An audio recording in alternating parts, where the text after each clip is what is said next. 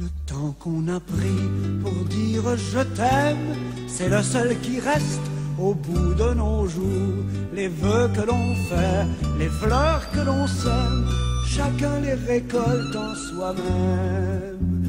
Au beau jardin du temps qui court, gens du pays, c'est votre tour de vous laisser parler d'amour. Gens du pays, c'est votre tour de vous laisser parler d'amour. Oui, vive le Québec. Ce matin, j'ai le goût de bitcher un petit peu sur les Québécois, les Québécoises. Quel beau peuple nous sommes. Il y a quelques jours, un itinérant dans le métro de Montréal se fait tirer par un policier. Ça lève les tollés. Des centaines, des milliers de personnes répondent sur toutes les lignes radiophoniques. On décrit le travail des policiers. Pourtant, il y a tant de situations où les policiers interviennent, où tout se passe bien. Voilà une seule situation où une personne est décédée et on crie au meurtre. On veut la tête des policiers. On les décrit comme des gens qui font de multiples abus de pouvoir et on met tout le monde dans le même bateau. Enfin, hier, ça recommençait. Une vidéo sur YouTube apparaît. On y voit 4 militaires américains en train d'uriner sur le corps d'Afghanistan décédé. Encore une fois, partout sur les lignes, tous les commentaires sur le net, on décrit l'armée américaine. On voit les Marines américains comme des bombes, comme des meurtriers sanguinaires.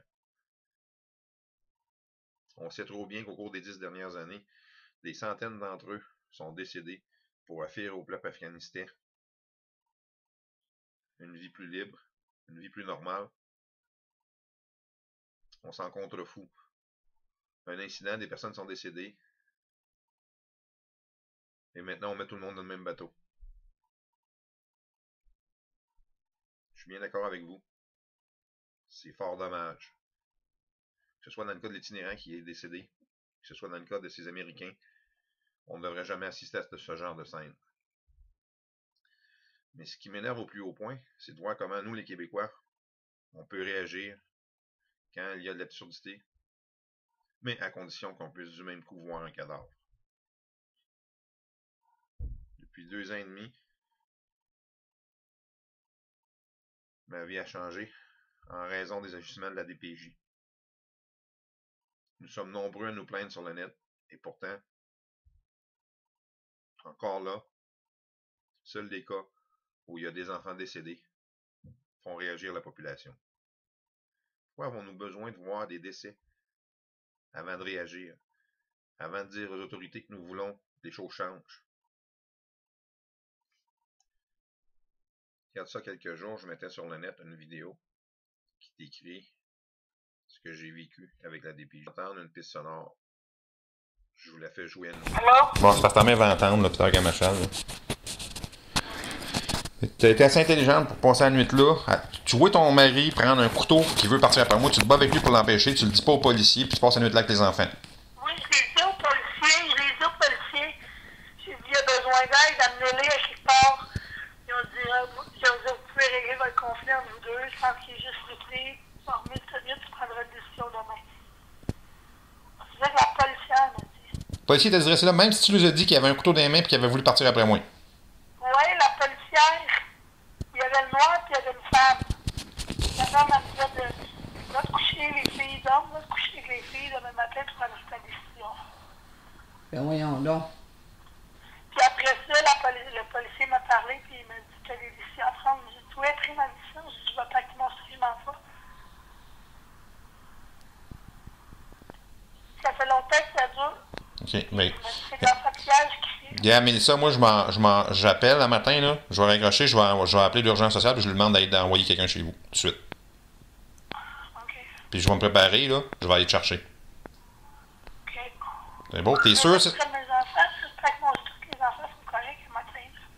C'est sûr Ouais, que mais c'est. tu peux pas tourner là-bas après chercher des affaires, mais ça fait. T'es sûr que c'est ça que tu veux, là? Oui, je m'en vais, c'est fini, père, c'est fini. J'ai déjà appelé l'immigration, je transfère ma demande de parrainage, je s'en vais. Ok, bon, ben je vais C'est fini. ok, je vais rappeler, là. Ouais, puis aller à la trailer, là. Je vais amener le trailer avec moi, puis on va m'amener quelqu'un comme témoin. On va demander à des policiers. Ouais, mais je veux pas que tu montes parce que tu vas pouvoir monter là, mais je veux qu'il y ait des policiers parce qu'il est fucké. Qui ça? L'année, c'est truc calme. C'est ça, c'est beau. Ok, Tu peux replacer mon père avec le couteau, non. Regarde. c'est Tu beau. vas pas mal à mon père, c'est pas vrai, puis tu vas pas mal à mes enfants. C'est beau. Ok? Ok? C'est que. Allô? Oui? C'est que je vais. Les enfants sont calmes, là, ils sont en train de manger les cochonneries, ils ont déjeuné. Ok. Là, là, c'est côté des biscuits qu'ils gagnaient au chocolat. Ok. Mais au pire, mais ça, on va essayer de trouver des boîtes, puis Ben, je veux tout amener, j'en reviens plus ça. Je vais casser mon bail la semaine prochaine, ça va me coûter 100$, c'est dans le bail. C'est beau. C'est des codes sur le bail, ok? C'est beau. Ouais. Ouais.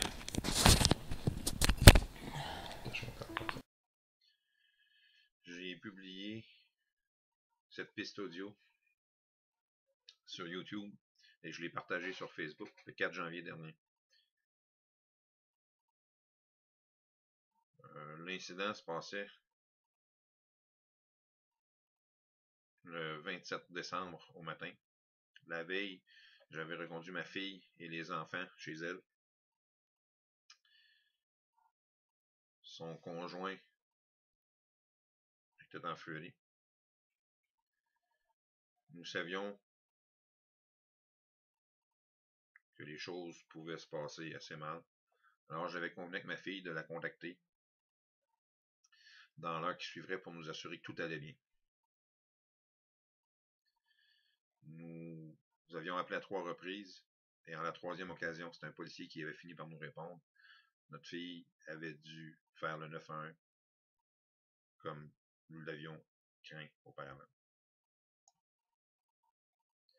Après avoir entendu de la bouche de ma fille que son conjoint avait tenté de m'attaquer avec un couteau et que cette dernière avait dû intervenir, j'ai évidemment contacté les autorités policières qui étaient intervenues.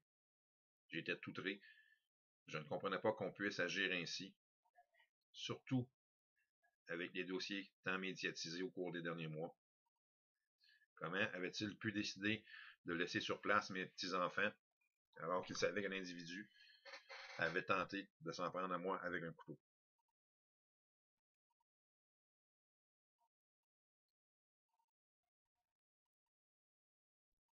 Le policier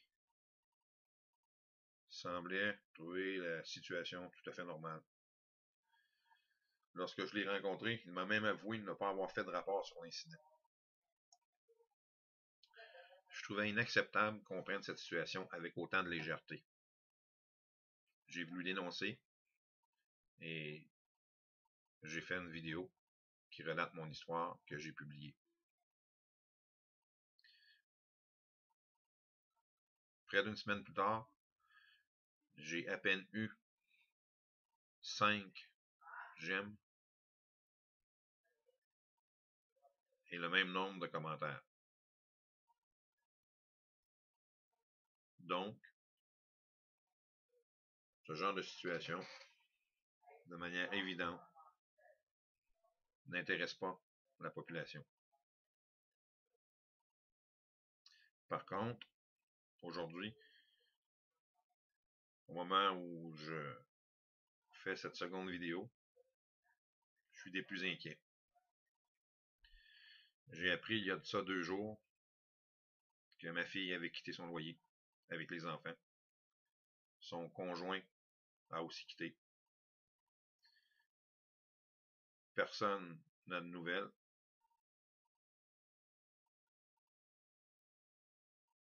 Personne ne sait où ils sont. Pourtant, ma fille se devait de demeurer au Québec, ou à tout le moins de viser la DPJ dans le cas où elle devrait quitter son loyer.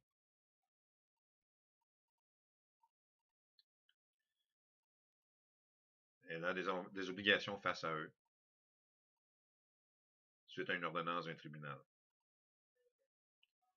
Son conjoint, lui, immigrant sans statut, se doit de se rapporter à Immigration Canada une fois par mois et ne devaient pas quitter le territoire du Québec.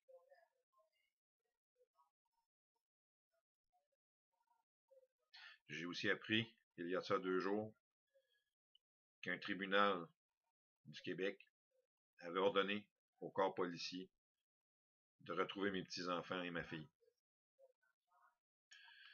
Il est difficile de savoir pourquoi notre fille a quitté. La seule chose que je sais, c'est qu'elle nous a lancé, le matin du 27 décembre, un cri d'alarme. Elle nous a appelé, nous demandait de l'aider à quitter son conjoint. Puis, quelques minutes plus tard, après le retour de ce dernier, alors que des policiers étaient présents que j'avais envoyés chez elle, elle disait vouloir demeurer avec lui. Et ensuite, leur disparition. Dans ma tête, fort de toutes ces informations, sachant que ce dernier avait été violent en d'autres occasions, sachant qu'il m'avait poursuivi avec un couteau. Je ne sais que penser de la situation. Je ne peux m'empêcher d'être inquiet. Notre petit-fils rate de nombreux rendez-vous médicaux. Et à ce point-là, notre fille faisait preuve d'une très grande responsabilité. Elle était très assidue pour la santé de son fils. Maintenant, la situation a grandement changé. Le SPVM trouve maintenant la situation inquiétante à un tel point qu'il nous demande de leur prêter assistance dans le but de leur fournir des éléments qui pourraient les aider à les retracer. C'est tout de même ironique. Il y a de ça quelques jours, on ne voyait même pas la nécessité de faire des rapports. Évidemment, nous collaborons au maximum pour le meilleur intérêt de nos petits-enfants. Nous espérons que notre situation ne deviendra pas médiatisée, comme l'ont été le cas des enfants de Turcotte et de plusieurs autres. Il devient impératif que les choses changent. Il faut reconnaître que le travail des institutions comme la police, comme l'armée, comme la direction de la protection de la jeunesse sont des nécessités au sein de notre société. Il faut toutefois que ces organismes soient forcés de travailler à l'intérieur des lois qui s'appliquent à nous tous. Il n'y a aucune raison pour que ces personnes titulaires d'autorité puissent agir à leur guise sans devoir répondre de leurs actions. Il est aussi impératif que, comme population, nous dénoncions avant que des drames se soient produits. Le temps qu'on a pris pour dire je t'aime, c'est le seul qui reste au bout de nos jours. Les vœux que l'on fait, les fleurs que l'on sème, chacun les récolte en soi-même. Au beau jardin du temps qui court, gens du pays, c'est votre tour.